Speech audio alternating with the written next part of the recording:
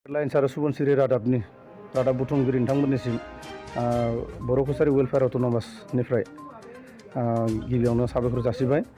दिनैयो बगिनदी ओनसोलाव थानाय लखिमपुर जिल्लानि माखासे गोरों लाइमोन सेंग्रा सिख्लाफोरनि जे मोनसे टेट कोचिं जे अपेनिं प्रग्राम बे प्रग्रामखौ दिनैनिफ्राय जागायबाय।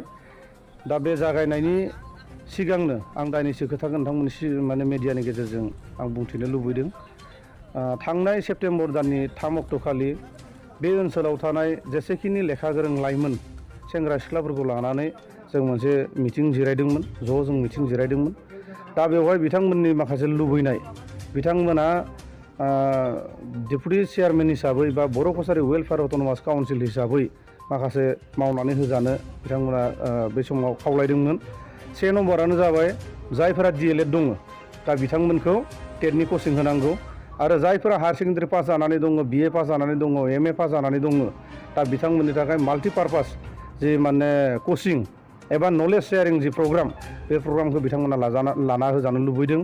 आरो बेनि उनाव बे ओनसोलाव थानाय जेसेखिनि लाइमोन सेंग्रा सिख्लाफोरनि थाखाय जिहेतु फैबाय थानाय जि माने समाव आसाम सरकारा 1 लाख साख्रि बाख्रिनि जि मोनसे बिथांमोना बिथांखि फोसावबाय दङ। दा बेवहाय जोंनि गासैबो बर' सेंग्रा सिख्लाफोरखौ जों बोरै साखा खालामनाया मोजां जागोन बेखौ लानानै बिथांमोना जोंखौ खावलायदो जे एरिया बेसिसै जायगा लायै जायगा लाइमोन सेंग्रा सिख्लाफोरखौ लानानै फिजिकेल ट्रेनिङानो जा बा बेबायदिनो माल्टिपार्पास माने जि कोचिं बे कोचिंखौ होजानो लुबैदों।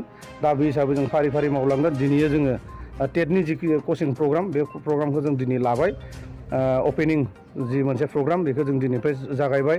साननैसोनि उनावनो जों ओनसोलाव थानाय जेसेखिनि सेंग्रा सिख्लाफोर दङ बेखौ लानानै माल्टिपार्पास जि मोनसे कोचिंनि बेबस्था बे बेबस्थाखौ जों होनाय जागोन।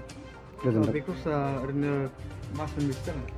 बे जि टेट बिथांमोननि जि बुंथिनाय बायदियैब्ला बिथांमोना दान मोनसेसोल' बे खालामनो हागोन। मानोना टेटआ बारा गोबाव गैला होनदों। आं बिथांमोनाव सोङाखै माला जागोन टेटखौ आं बिथांमोनाव सोंनाय जायाखै। खिन्थु बिथांमोननि खुगानिफ्राय बेखौनो फोरमायदो जे जोङो गेजेराव जों दान मोनसेसोल' सम मोनसिगोन, जिखिनि सम मोनो बेखिनिखौल' माने जों खालामसै होननानै बिथांमोना बुंदो। आरो खोथाया जाहैबाय जोङो नायबिजिरनानै नुदों जे साननैसोनि उनावनो जोंनि जि लखिमपुर जिल्लानि बर' मिडियामनि जि LP-आनो जा ME-आनो जा हाइ स्कुलानो जा जोंना फोरोंगिरिफोरा फ्राय माने रिटायारमेन्ट जानायनि लाइनाव फैजोब्बाय। दा बेनि उनाव जोंनि जि माने फोरोंगिरिनि जि आंखाल बे आंखाला रोखा रोखायैनो जोंनि गेजेराव जों नुजाथिनायखौ जों नुदों। दा बेनि थाखायनो बैफोर पस्टफोरखौ फिलआप खालामनो थाखाय जों बै माने गोरों लाइमोन सेंग्रा सिख्लाफोरखौ लानानै जाहाथे टेट होनानै टेटनि गेजेरजों बैफोर पस्टफोरखौ फिलआप खालामनो हायो जोंना बेनो थांखि। आरो बे थांखियैनो दिनैनिफ्राय जों प्रग्रामखौ जों अपेन खालामनाय जादों। माने